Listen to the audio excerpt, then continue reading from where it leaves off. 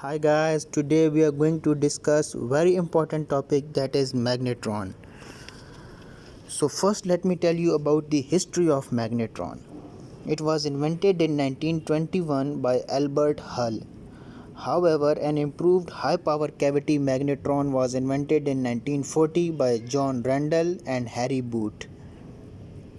Here in this lecture we will discuss how a cavity magnetron works. So first let's discuss the definition of magnetron. So a magnetron is a device that generates high power electromagnetic waves. It is basically considered as a self-excited microwave oscillator and is also known as crossed field device. The reason behind calling it so is so that the electric and magnetic field produced inside the tube are mutually perpendicular to each other and thus two crosses each other. Here in magnetron, the magnetic field is parallel to the cathode and electric field is perpendicular to the cathode. So both are perpendicular to each other and crosses each other. So first of all, let's discuss the construction of magnetron. So this is the structure of magnetron in which we have 8 cavities. A cylindrical magnetron has a cylindrical cathode of a certain length and radius present at the center, around which a cylindrical anode is present.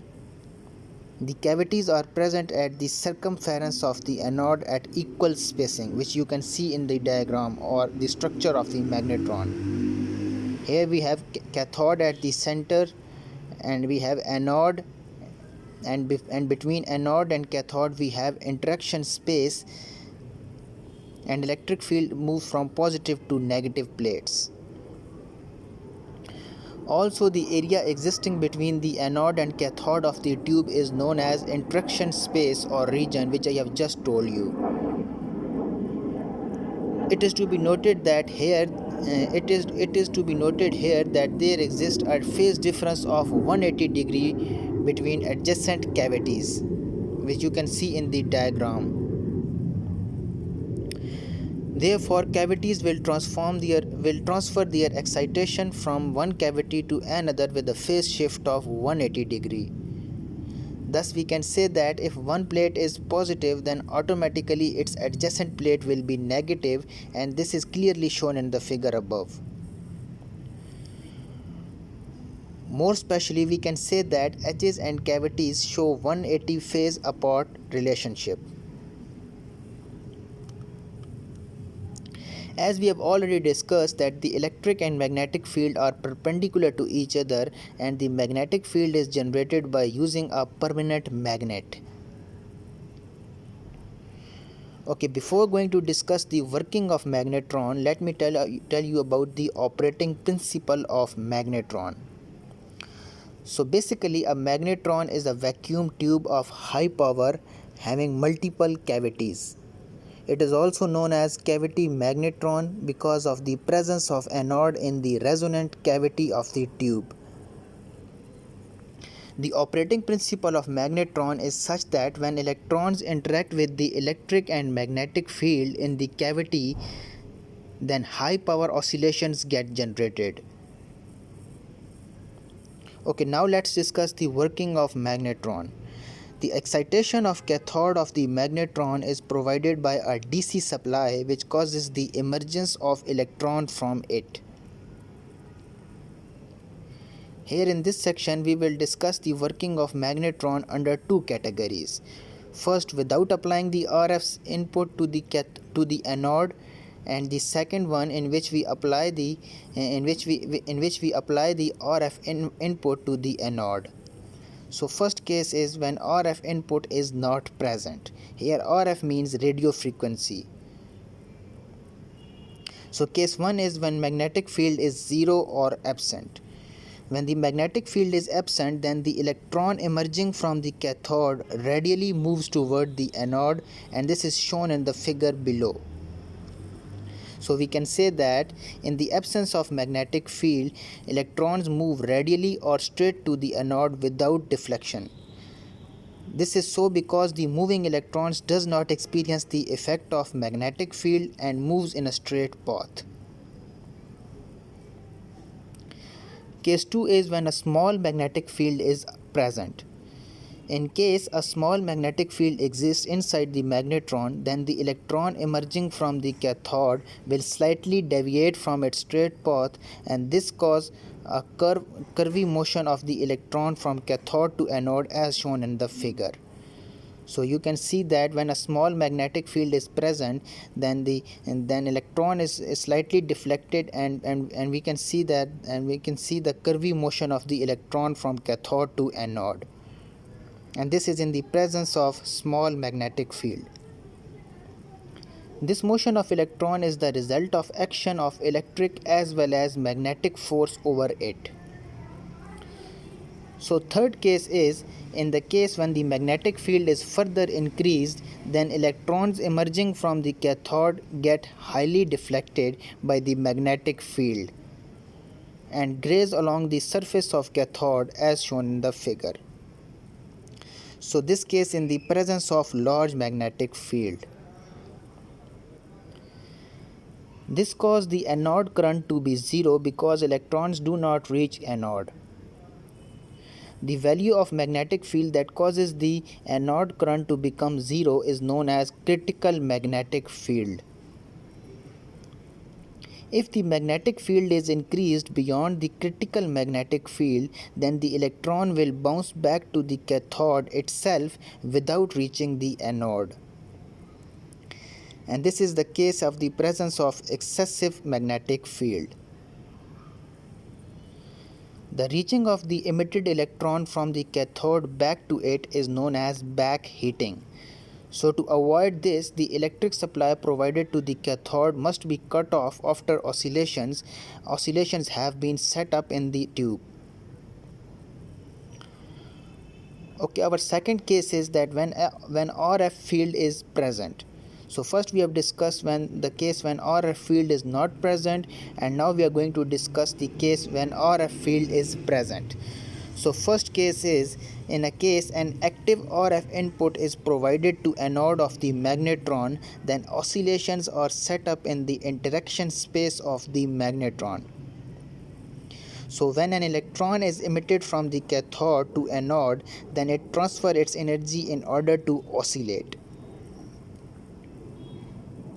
Such electrons are called favored electrons. In this condition, the electrons will have a low velocity and thus will take a considerably high amount of time to reach from cathode to anode, and this is shown in the figure below. And this is the case when moving electron release energy to oscillate. Our second case is another condition arises in the presence of RF input. In this case, the emitted electrons from the cathode while traveling takes energy from the oscillations and thereby resulting in increasing its velocity. So despite reaching the anode, the electron will bounce back to the cathode, and these electrons are known as unfavored electrons. The propagation of unfavored electrons is shown in the figure, and this is the case when moving electrons take energy from the oscillations. Our third case is when RF input is further increased, then the electron emitted while traveling increases its velocity in order to catch up the electron emitted earlier with comparatively lower velocity.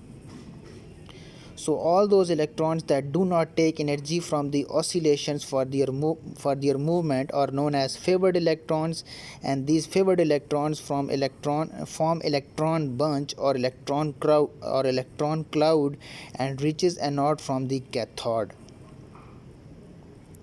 The formation of electron bunch inside the tube is known as phase focusing effect.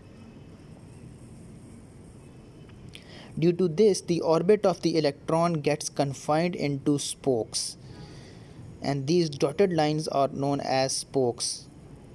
These spokes rotate according to some fractional value of electron emitted by the cathode until it reaches anode while delivering their energy to oscillations. However, the electrons released from the region of cathode between spokes will take the energy of the field and get back to the cathode very quickly. but this energy is very small in comparison to the energy delivered to the oscillations, and this is shown in the figure below. And this is the case where the path of electron cloud according to the rotation of spokes. The movement of these favored electrons inside the tube enhances the field existing between the gaps in the cavity. This leads to sustained oscillations inside the magnetron, thereby providing high power at the output. The variation in the oscillation frequency of the magnetron give rise to term frequency pushing and frequency pulling. So when the voltage applied to the anode of the magnetron is varied, then this causes the variation in the velocity of the electrons moving from cathode to anode. This resultantly changes the frequency of oscillations. Therefore, we can say that when the resonant frequency of the magnetron shows variation due to the change in anode voltage, then it is known as frequency pushing. The change in the resonant frequency is sometimes a result of the change in the load impedance of the magnetron. The load impedance varies when the change is purely resistive or reactive. This frequency variation is known as frequency pulling. A steady power supply can provide a reduction in the frequency variation, And now we will discuss the advantages of magnetrons. So the first advantage is that the magnetrons are highly efficient device used for generation of high power microwave signals. The second is the use of magnetron in radar can produce a radar system of better quality for tracking purpose. The third is it is usually small in size, thus less bulky. And now we will discuss disadvantages of the magnetron. So first disadvantage is that it is quite expensive. Second is, despite producing a wide range of frequency, there exists a drawback in the controllability of the generated frequency. Third disadvantage is that it offers average power of around 1 to 2 kilowatts. And the last disadvantage is that the magnetrons are quite noisy. And now we will discuss applications of magnetron. So the first application is that a major application of magnetron is present in a pulsed radar system in order to produce a high power microwave signal. Second is that the magnetrons are also used in heating appliances like microwave ovens so as to produce fixed frequency oscillations. Third is that the tunable magnetrons find their applications in sweep oscillators, where tunable magnetrons are those which can be tuned mechanically or electronically by varying its capacitance or inductance. It is noteworthy here that this mode of operation of magnetron is also known as pi mode.